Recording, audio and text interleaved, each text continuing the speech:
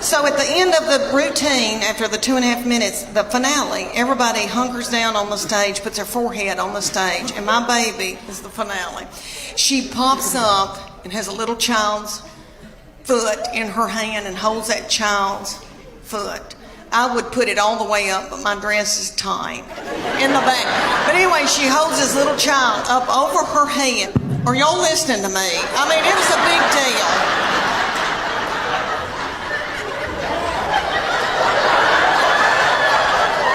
Could you hold her up over your head or vice versa? I mean, you know, it's a big deal. The whole time I watched that thing was, when did my breast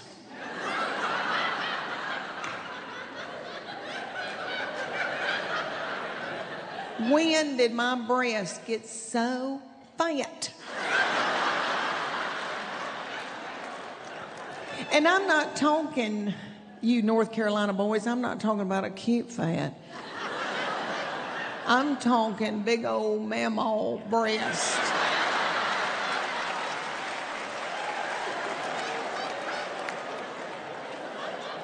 And it felt to me like one was going that way and one was going that way.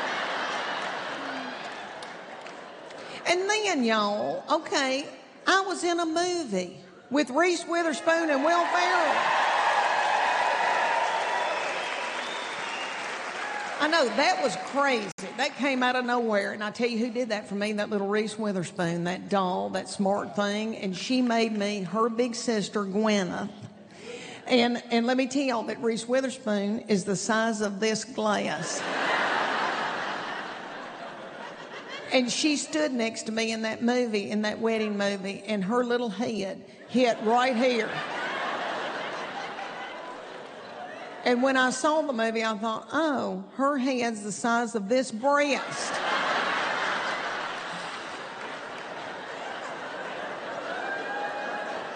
And we shot that thing in Atlanta. It took 2 months, and it was so fun, and it was like being at summer camp. It really was. But I was scared to death. Before I went down there, I thought I was going to get the shingles. I was scared to death. And I thought, well, I bet I'll lose weight. I love history.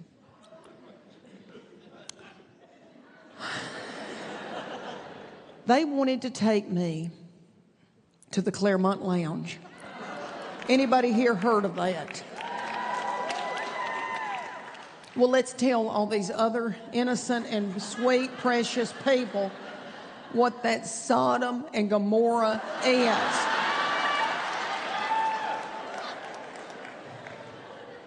The Clermont Lounge is in the Claremont Hotel, and that's, I guess, a historical hotel. And they painted it pink, and I think it's expensive to stay there. And there's a rooftop bar where all the young people take their Instagram pictures and put it on there. And then inside the hotel is a restaurant, a bar, and a coffee shop.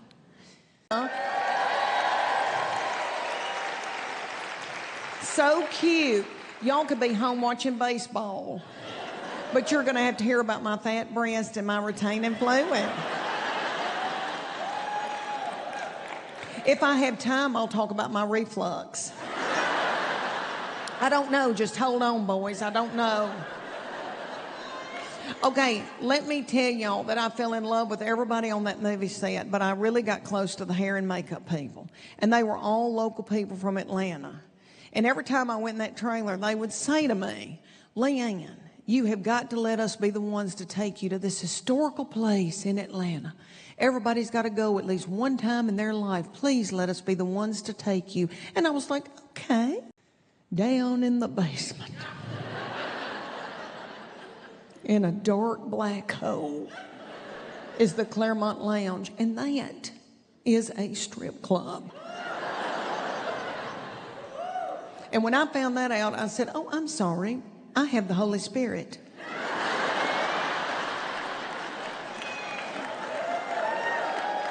I know.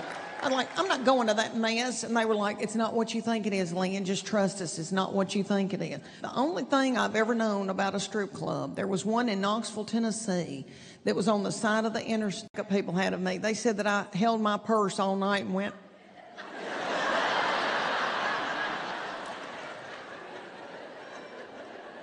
After I was there for a while, I realized there's people that like to go to this place. First of all, darling gay men. Darling, precious gay men. And I don't know if it's because, hey,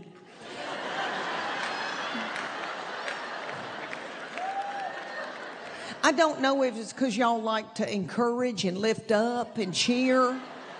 You know, I think so, you doll. Okay, and then women's groups. Women's groups go. That sounds like Bible study, not that. It's like girls with cowboy hats on and boas, and they're going for bachelorettes and birthday, and they're going, oh, that kind of girl. And then serial killers. Serial killers like to go. I know I looked in the face of a serial killer. The first woman that came out was at least 70 years old. And before I start talking about these little women, I don't want y'all to feel bad and go, Leanne's making fun of little women trying to make a living. Ain't nobody making any money, all right? Nobody.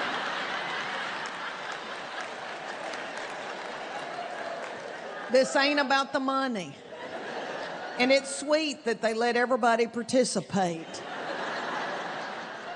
But anywho, all right, that little woman comes out, and she's got on a pump about that long, but her little foot's about that long, and it was swimming around in that big pump.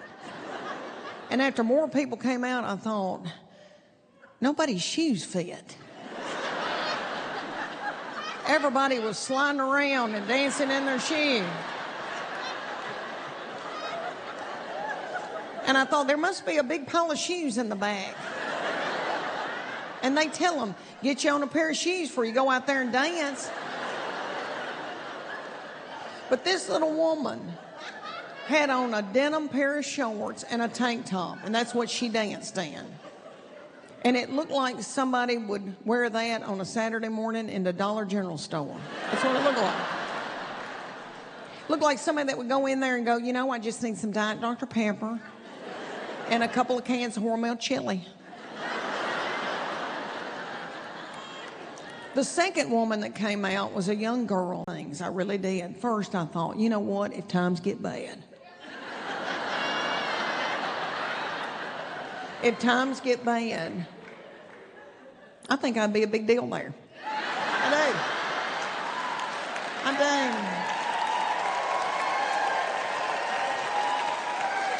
do. Thank you. I'm tall. I'd have to hinge at the hip. The second thing I thought was, Satan wasn't there. I don't think Satan was there. I think Satan was like, I'm good. Okay, let me tell y'all that after my first Netflix special, and maybe I did, but somebody had to do it.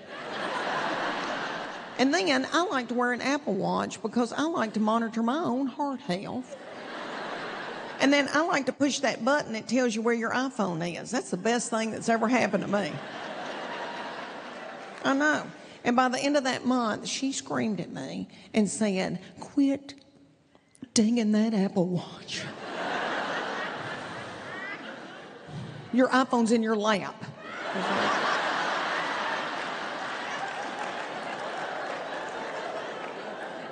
The first place we go to is Oxnard, California. They're growing a lot of dope in California. And see, I'm not used to that. Tennessee, there's nothing legal, recreation or medical in Tennessee. But CBD stores have popped up all over Knoxville, Tennessee. And the rumor is the dope is a-coming.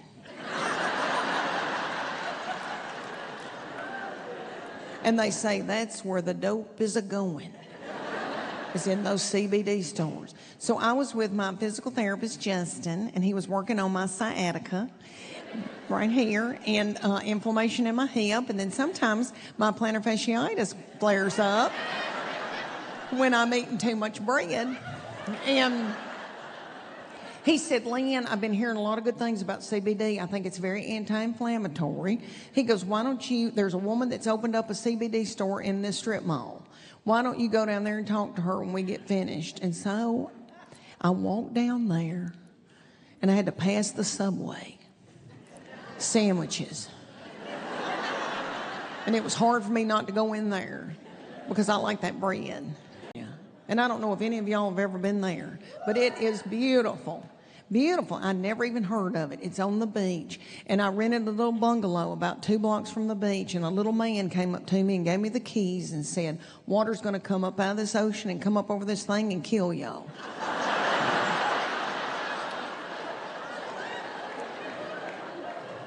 Okay, let me tell y'all, it's probably like Wilmington, North Carolina. Big, fine homes, one right after another, with boats pulled up to them in the water like cars in a driveway. And I'd never seen anything like that, and I thought, who are these people? So I said to them, who are you people?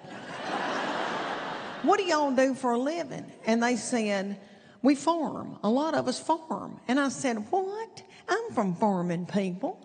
What are y'all farming out here? And they said, strawberries and dope.